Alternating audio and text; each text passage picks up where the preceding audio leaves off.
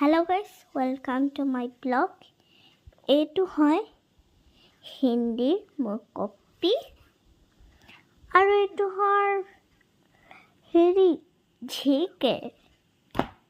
আৰু এইটো ইংলিছৰ এইটো অসমীয়াৰ আৰু এইটো আকৌ কি আছে মেথছ আৰু এইটো জিকে